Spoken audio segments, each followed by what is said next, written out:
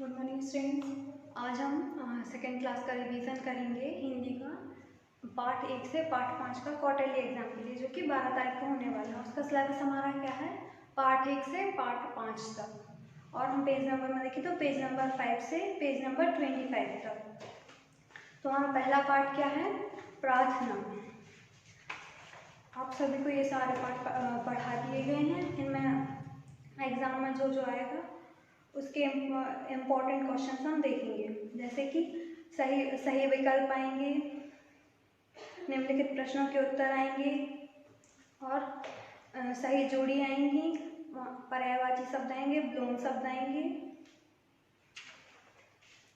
और हम इनका रिवीजन करते हैं एक बार। पहला क्वेश्चन हम देखेंगे पहले पार्ट का, सही विकल्पों पर सही का चिन्ह लगाइए। शुद्ध शब्द देखना है हमें, उज्ज्वल उज्ज्वल उज्ज्वल, इनमें से। तो हमारा सही शब्द क्या है, तीसरे नंबर का। इसके बाद हमारा नेक्स्ट क्वेश्चन है, निम्नलिखित प्रश्नों के उत्तर लिखो। ईश्वर को जीवन स्वामी क्यों कहा गया है? ईश्वर को जीवन स्वामी इसलिए कहा गया है क्योंकि ईश्वर ने हमें जीवन दिया है।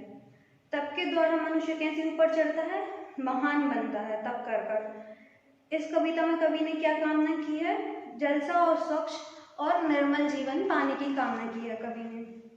यहाँ पर आपको रेखा खींचकर शब्दों को उनके अर्थ से मिलाना है, मतलब सही जोड़ी बनानी है। तप, तपस्या, तन, शरीर, उज्ज्वल, कांतिमान, क्षिति, पृथ्वी और थल, भूमि। इसके बाद हमारा अगला क्वेश्चन है, इन शब्दों के दो समानार्थी शब्द लिखो, मतलब पर्यायवाची शब्द लिखने हैं हमें, से जल का, नीर, पानी। इसके बाद हमें इन शब्दों को शुद्ध करके लिखना है, जैसे सत्साहस है तो इसको हमें सत्साहस, इसकी शुद्ध इनको शुद्ध करके लिखना है। इसके बाद हम देखेंगे पार्ट 2 बहादुर समूह। इसमें से हमारा पहला प्रश्न देखेंगे हम। पहले प्रश्न है सही विकल्प, आप बहुत परेशान दिखाई दे रहे हैं, किसने कहा? भेड़िए ने। इसके बाद हम देखेंगे हमारे क्वेश्चन आंसर्स हैं। किसान ने अपनी बीवी से जाकर क्या कहा कि हमारे खेत में शेर आया था, इस बारे में बताया किसान ने। समूह ने किसान को क्या नसीहत दी? समूह ने किसान को नसीहत दी कि हमें हमेशा हिम्मत से काम लेना चाहिए। शेर डरकर क्यों भाग गया? समूह के कारण। भेड़िए ने शेर को क्या बताया कि वो जिससे शेर डरकर वापस आया है वो किसान की पत्नी है। यहाँ नीचे जो शब्द लिखे हैं इनके विलोम शब्द लिखने हैं, जैसे जवाब का सवाल, डरपोक का निडर। इसके बाद हम देखेंगे पार्ट 3 धैर्यवान सुखी। इसके अभ्यास देखेंगे। अभ्यास में हम पहला प्रश्न देखेंगे, सरल स्वभाव किसका था?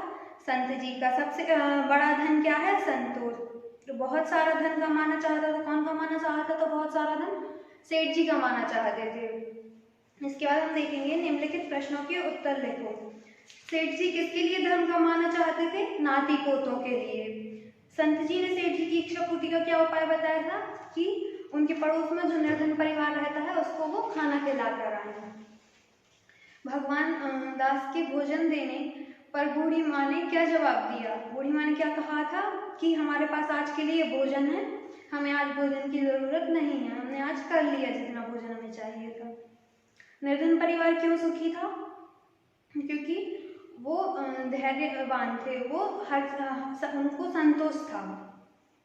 इन शब्दों के विलोम शब्द लिखने हैं, निर्धन का धनवान, सुंदर का बदसूरत। इसके बाद हमारा अगला प्रश्न है, इन शब्दों को जोड़कर लिखो। यहाँ पर जो शब्द दिए हैं जैसे धन प्लस हीन, तो इनको हमें लिखना है यहाँ पर धनहीन।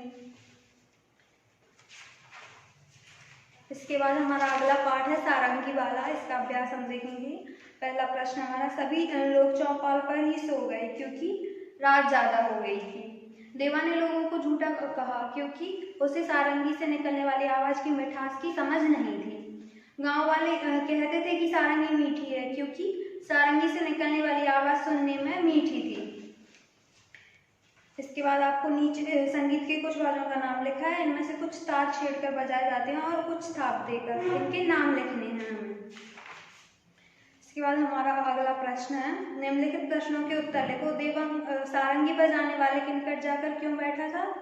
क्योंकि वह सोच रहा था कि सारंगी वाले के पास जाकर बैठेगा तो उसका मुंह मीठा हो जाएगा।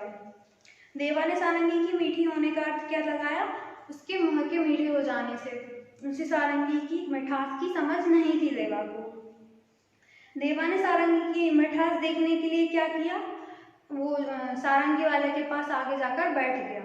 देवा ने सबको झूठा क्यों समझा, क्योंकि उसे वो सारंगी की मिठास की समझ नहीं थी। उसे इतना समझ नहीं आ रहा था कि सारंगी की आवाज़ मीठी होती है, उससे सुनने से कोई मुँह में मीठा स्वाद नहीं आता।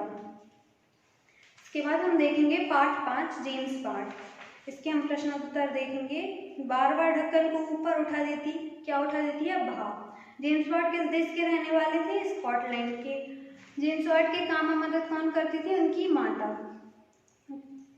इसके बाद हम रिक्त स्थान देखेंगे। खोज करने की आदत ने जेम्स वाट को भाप के इंजन का जनक बना दिया। जेम्स वाट का जन्म कहाँ हुआ था, स्कॉटलैंड में। जेम्स वाट के पिता कौन थे, एक बाढ़ई थे। बालक उस भाप की ताकत पर आश्चर्यचकित हो रहा था। इसके आगे हम देखेंगे निम्नलिखित प्रश्नों के उत्तर लिखो। जेम्स वाट का नाम क्यों प्रसिद्ध हुआ, क्योंकि उन्होंने इंजन का आविष्कार किया था। जेम्स वाट का जन्म कब और कहाँ हुआ था, जेम्स वाट का जन्म कब हुआ था, 19 जनवरी 1736 ईस्वी में स्कॉटलैंड में हुआ था। बालक ने केतली के ढक्कन के ऊपर कोयले को क्यों रखा था, ताकि ढक्कन बार बार ऊपर उठ रहा था तो वो ऊपर ना उठे। यहाँ पर जो कुछ शब्द दिए हैं हमको इनको सुधार के लिखना है। जैसे कोयले लिख रहा था, हमें इसको इन शब्द को सुधारना और यहाँ पर कोयला लिखना है। ये आपका रिवीजन था लेसन पार्ट 1 से पार्ट 5 तक। आपको इसमें जो भी परेशानी, जो भी समझ में ना आया वो हमसे ग्रुप पर पूछ सकते हैं। और आपको इस पार्ट 1 से पार्ट 5 तक के पूरे अभ्यास को एक बार पढ़ना है, याद करना है और लिख कर देखना है। धन्यवाद।